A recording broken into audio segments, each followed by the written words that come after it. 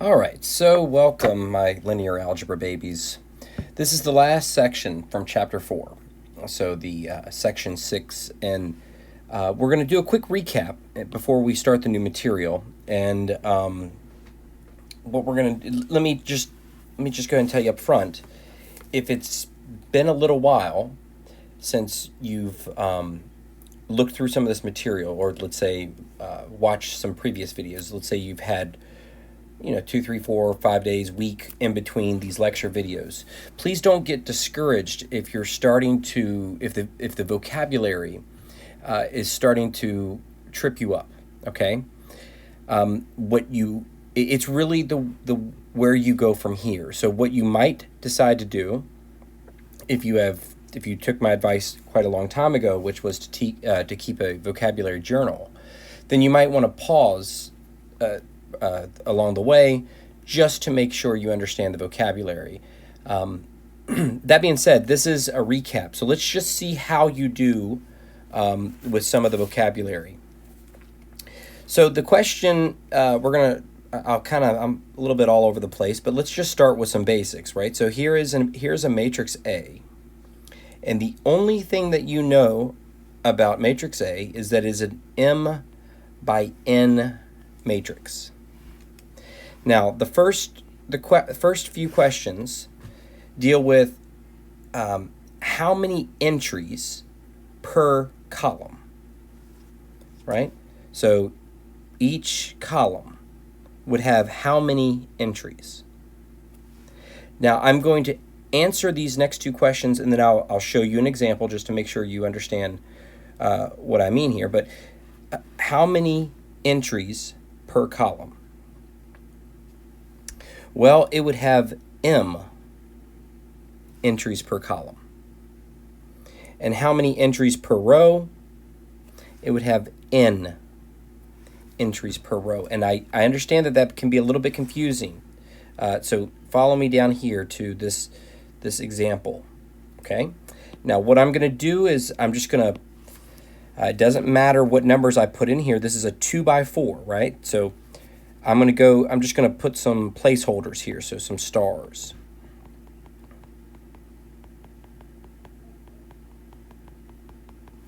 So this is a 2x4 matrix. And now let me ask the exact same question that I asked above, which was start off with how many entries per column, right? So in this case, if we were to count how many, let's just take one of the columns. Here's one of the columns. And how many entries per column? Well, there's 2, right? There's 2 entries per column. Notice that the parallel here between 2 or M. And now, how many entries per row? Well, let's just grab the first row and we count how many entries. Well, there's 4 of them, or N. Okay. So continuing. The next question reads, the set of all linear combinations, okay, and a set of all linear combinations of the row vectors is called the what? I should be a little bit more specific here. Entertain yourself for just a second.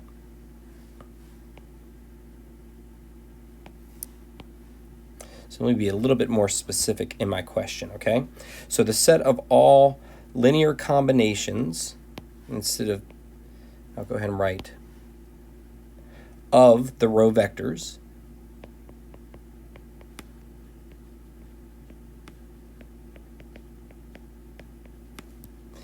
is, and now I will underline. Okay, so again, please don't get discouraged. So the set of all linear combinations. Now remember, linear combinations, by now you should be getting used to what I mean by linear combinations, right? It's a set of vectors and a set of scalars, and that you can add and scale. Okay, that's it. And now if we are talking about the row vectors, the set of all linear combinations of the row vectors, that's the same as asking the set of all vectors that can be reached using only the row vectors is what? It is the row space. Okay, that's what we mean by a row space, the set of all combinations of the row vectors. What's a row vector? Well, I mean, a row vector is just, we'll come back to it in just a second, but just think about it. It's you can set up column vectors. You've done that before. You can set up row vectors. It's the same idea. There's a different geometry here. There's a different geometry in the sense of what vectors you can reach, but same idea as a column vector. All right, now the next question reads, each vector in the row space has blank entries. Okay, so I'll give you a second just to think about that. So each vector in the row space has how many entries? Well, come on. Don't stay with me. How many entries is in each row? We just answered this question. Each row has n entries. So each vector in the row space has n entries, right? Each row, right? If look down here, we have each row has 4 entries. So each vector in the row space of A would have 4 entries. All right, so let's go here. So if A is an m by n matrix, what is A transpose? Okay, again, all this requires is that you have a little bit of vocabulary. So remember, when you transpose a matrix, you switch the columns and the vectors, right? So if you were going to transpose this matrix, A transpose, well, it was a 2 by 4, it would now be a 4 by 2. Okay, so now let's answer the question. If A is an m by n matrix, what is A transpose? Well, it would be an n by m matrix. Now, the row space, right? The row space of matrix A, using this matrix here, this m by n matrix, the row space of matrix A is a subspace of what? Think about it. Now, subspace of, well, is it R2, R3, R4? Well, each row, let's, again, I use this little example down here. Let's just grab this first row, right? So this is row 1. So row 1 looks like this.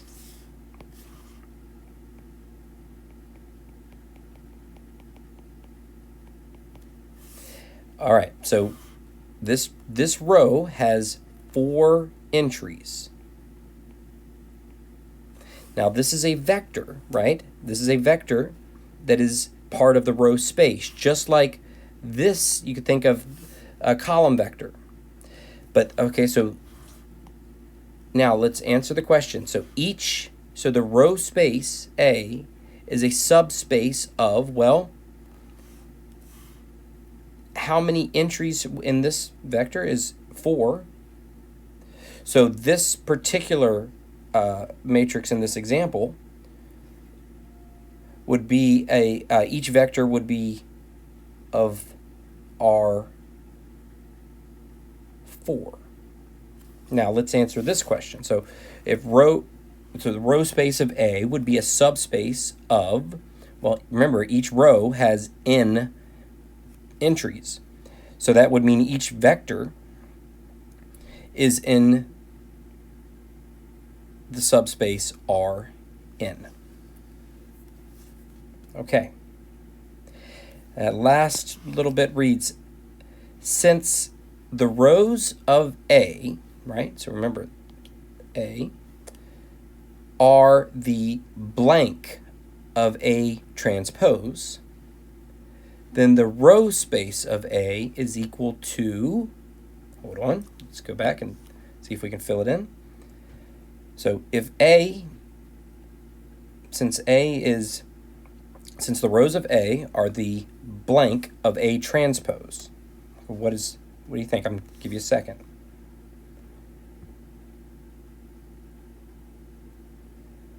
Then the rows space of A is equal to what?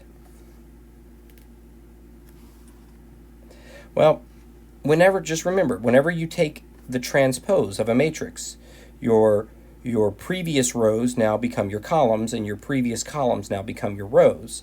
So in a scenario like this, the rows of A are identified by the columns of A transpose. I'm telling you, that does make sense. If you take the transpose, the rows just became your columns. So the columns of A transpose would be a way of thinking about the rows of A. Then what can we say about that? Well, then the row space of A is going to be equal to, now the rows just became the columns, so it would be equal to the column space of A transpose. All right, so let's see if we can knock one out. Again, I know that vocabulary it can get to you, right? It can build up, and it can be overwhelming at times. So I do understand that. I've been there. All right, so let's see if we can tackle some questions and maybe get a better grasp of some of this vocabulary. So example 1 gives us a fairly large matrix. We'll go ahead and state what type of matrix this is. So we have 4 rows, and we have 1, 2, 3, 4, 5 columns. All right? So this is a 4 by 5 matrix. Remember, M by N matrix. Okay. Now, the first question asks, the row space of A is a subspace of, here we go. So a subspace of what? And I'm going to read the second part, and then we'll tackle them. So the row space of A is spanned by which vectors? Now I'm actually going to start with the second part, just to make sure you understand. So what I'm going to do is let's go ahead and label. So row 1, row 2, row 3, row 4. We have 4 rows. Let's write them as row vectors. So here, what I'm going to write now is the row vectors of A. Okay. Now, I understand that you're used to seeing vectors written in this fashion. Okay? And it doesn't matter if you can actually continue to use that. In that, just make sure you are writing the vector, the row vector. So let's go ahead and let's take the very first row. So row 1 looks like this. So -2, -5, 8, 0, -17. Now, this is what we call a row vector. Okay? It is okay to write that as a column vector. You can, so I'm going to put or, you could write this as -2, -5, 8, 0, -17. That's fine if you are if you process that better by writing it as a column vector, that's fine. Only thing I just don't want you to mess up by thinking the column is, because the column only, think of it, this column only has 4 entries. The row has 5 entries. So you got to make sure that whether you, doesn't matter to me which one form you use, but you got to have the same entries. All right, so row A is spanned by which vectors? So when we say span, okay, as soon as, if there's, here's the main thing to take away right now from this problem. Whenever you hear span, okay, whenever you hear span, you should be thinking linear combination.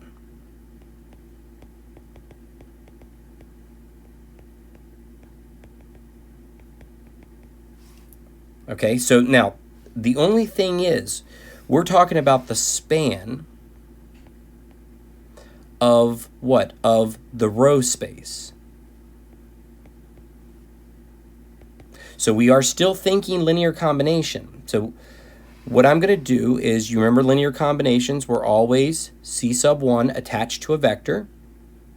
Now, I'm just going to call each of these vectors R sub 1 plus C sub 2 R sub 2, because these are, since we're talking about the row space, these are the vectors, each row represents a vector in the linear combination of the row space. So we have plus C sub 3 R3 plus C sub 4 R4 plus C sub 5 R sub 5. Okay. Now let's go ahead and look at so in other words, this is the linear combination. Okay, I'm going to kind of give myself a little bit more room here.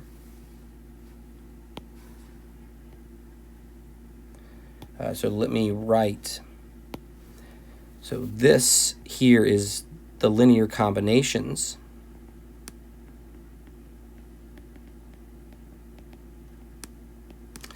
But the idea is, remember, when we list the span, right? So we could say it as the row space of A is going to be equal to what? Is going to be equal to the span of each of those row vectors.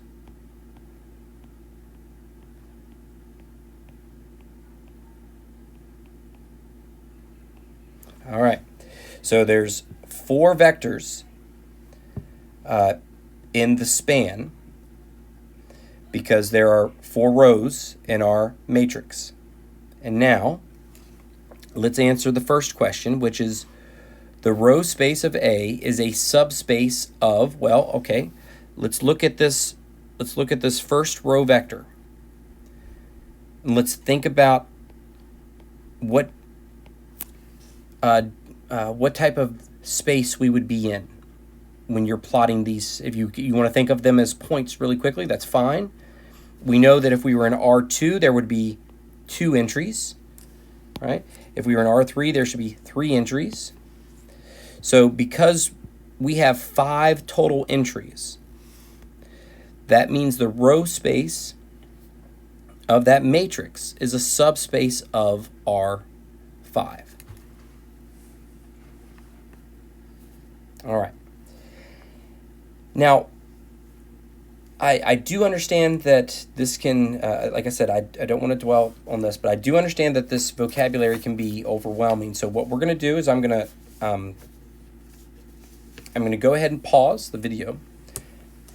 You should, before you start the next part of this video, which is the last section of Chapter 4, you should brush up on the vocabulary.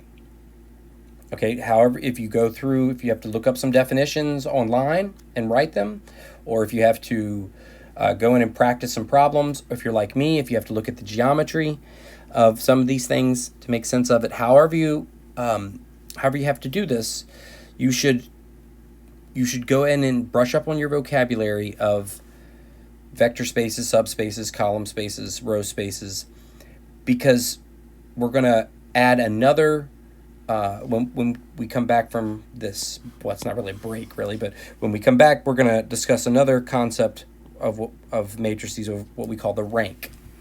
And again, it's very helpful if you have command over your vocabulary. Forgive me if my voice is going. I've recorded so many videos and so many videos as of late that I'm starting to lose my voice. So anyway, I will see you soon.